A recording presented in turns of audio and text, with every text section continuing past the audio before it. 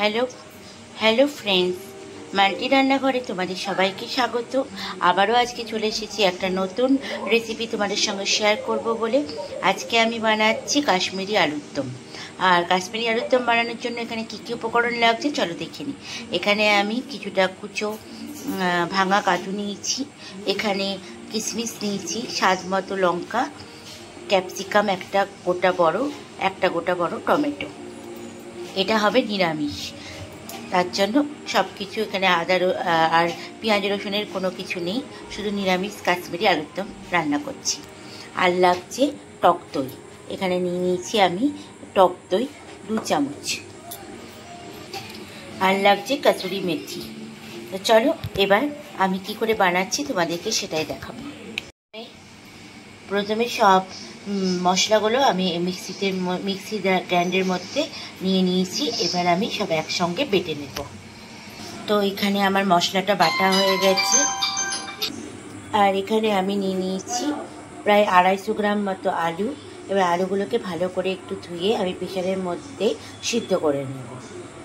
এখানে আমি আলুগুলো প্রেসারের মধ্যে সিদ্ধ করতে দিয়ে দিলাম। আর এবার মশলাটা একটা পাত্রের মধ্যে ঢেলে নেব।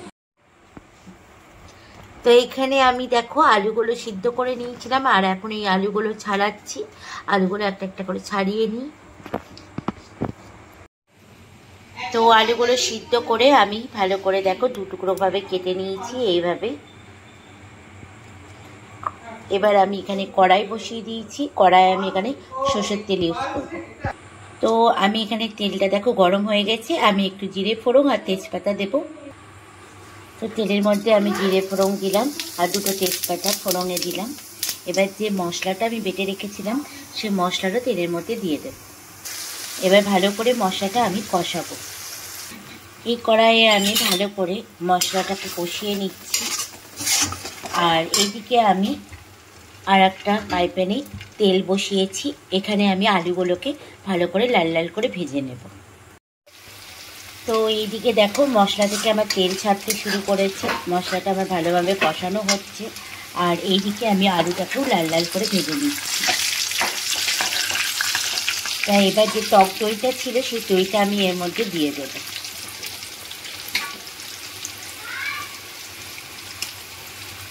এখানে আমি 2 চামচ টক দই ইউজ করেছি।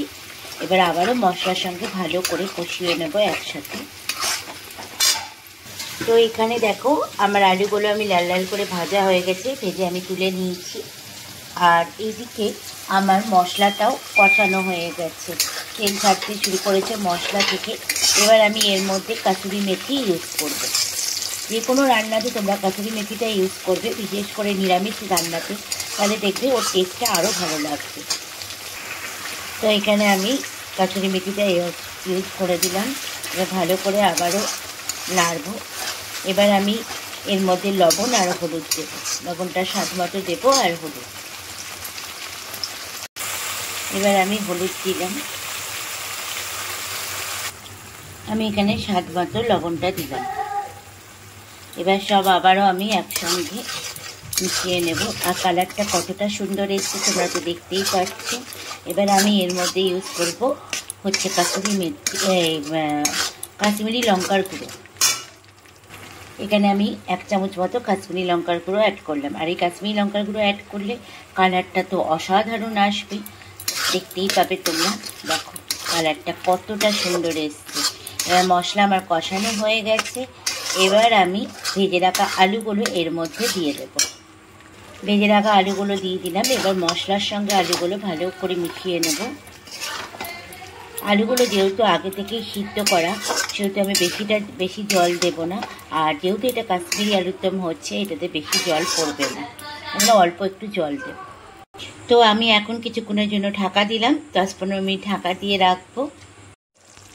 তো দেখো আমার জলটা অনেকটা শুকিয়ে এসছে, আমার আলুর দমটা প্রায় হয়ে এসছে। এবার আমি উপর থেকে ধনেপাতা দেব।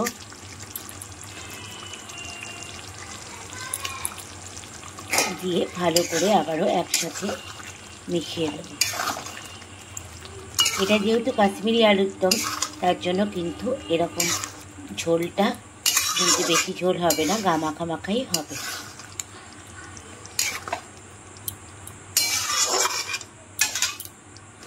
তো রেডি হয়ে গেছে আমার কাশ্মীরি আলুর দম। এবার আমি গরম গরম সার্ভ করে নেব। তো দেখো রেডি হয়ে গেছে আমার কাশ্মীরি আলুর দম। তাহলে এই রেসিপিটা তোমাদের কেমন লাগলো অতি অবশ্যই কমেন্টস করে জানিও। ভালো লাগলে একটা লাইক করো, আর যারা আমার নতুন বন্ধু তারা কিন্তু চ্যানেলটা সাবস্ক্রাইব করতে ভুলো না। তাহলে এরকম অনেক নতুন নতুন রেসিপি তোমরা দেখতে পাবে। তাহলে আজকের মতো রাখছি, সবাই ভালো থাকবে, সুস্থ থাকবে। দেখা হচ্ছে আবার একটা নেক্সট ভিডিওতে তোমাদের সাথে।